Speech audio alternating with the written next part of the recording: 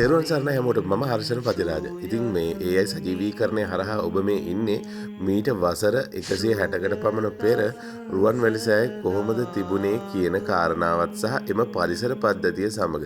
ඉතින් මම මේ ඉන්නේ ඒ පරිසරයේ. අපි එහෙනම් ගිහින් බලමු ඉස්සරහට කොහොමද ඒ කාලේ මේ මහසෑ භූමිය තිබිලා තියෙන්නේ කියලා. ඉතින් බලන්නකෝ මේක ද්‍රෝණයක් ධාතුන් වහන්සේලා වැඩ සිටින රුවන්වැලිසෑය පස්කන්ධක ස්වරූපයෙන් තමයි තිබිලා තියෙන්නේ. ඉතින් අනුරාධපුර රාජධානියේ බිඳ වැටීමත් එක්ක තමයි මේ සුපූජනීය ස්ථානවල බිඳ වැටීම මේ විදිහට සිදු වෙලා තියෙන්නේ. ඉතින් මේ විශාල තල්ගහක් පවා මහසෑය ඉදිරි පිට මේ විදිහට රෝපණය වෙලා තියෙනවා.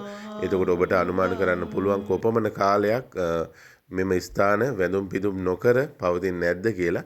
ඒත් එක්කම සුරක්ෂිතව මේ අද තියෙන තත්ත්වයටපත් වෙලා තියෙන්නේ වසර 150ක වගේ කෙටි කාලයකින් තමයි මේ තත්ත්වයට මේ අපේ ශ්‍රද්ධාවන්ත බෞද්ධයෝ අරගෙන ඇවිල්ලා තියෙන්නේ. ඉතින් මම හැකි තරම් මේ මූලික ඡායාරූප හරහා ඒ හැඩරුව වෙනස් නොවෙන්න 90%ක්ම ඒ හැඩරුවම ගන්න උත්සාහ කළා. ඉතින් මේ ඡායාරූපයේ මේ පිවිසුම් ద్వාරය බලන්න ඉතාම අනර්ග විදිහට ඒ කාලේ නිමවලා තිබිලා තියෙනවා. මම මේ වටෙන් ගිහිල්ලා බලන්න උත්සාහ කරේ, ඔබට පෙන්වන්න උත්සාහ කරේ ඒ පරිසර පද්ධතියේ ස්වභාවය.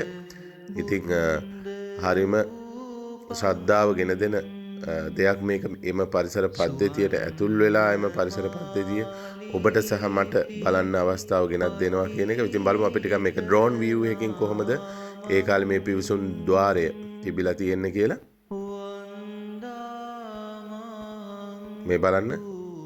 ඉතින් මේ තියෙන්නේ කකුසඳ කෝණාගම කාශ්‍යප ගෞතම මේ මහා භද්‍ර කල්පයේ පහළ වුණු බුදුරජාණන් වහන්සේලාගේ පිළිම. ඉතින් අදටත් මේ පිළිම දකින්න පුළුවන් ප්‍රතිසංස්කරණය කළ රුවන්වැලිසෑයේ ඒ බුදුගේ ඇතුලේ දකින්න තියෙනවා. ඉතින් මම ගියපුවම අනිවාර්යෙන් වැඳ ගන්න අමතක නොකරන පිළිම වහන්සේලා තමයි මේ තියෙන. එතකම මේ මුලින්ම මේ ඔබ දකින්නේ දුර්ගම රජතුමාගේ ප්‍රතිමාව. ඉතින් එතකොට ඒ කාලේ මේ අත් දෙක තිබිලා නැහැ. දැන් ඔබට දකින්න පුළුවන් මේ දුර්ගම රජතුමාගේ ප්‍රතිමාව රුවන්වැලිසෑය ඉදිරියේ දකින්න පුළුවන් අත් දෙකත් එක්ක රුවන්වැලිසෑය දෙස බලාගෙන වැඳගෙන ඉන්න විදිහට. ඉතින් ඒ කාලේ තිබිලා තියෙන්නේ මෙන්න මෙහෙම. පසු කාලීනව තමයි පුරාවිද්‍යා නිලධාරීන් මේ අත් දෙක හොයාගෙන මේක ප්‍රතිනිර්මාණය කරලා තියෙන්නේ මේ පිළිමය.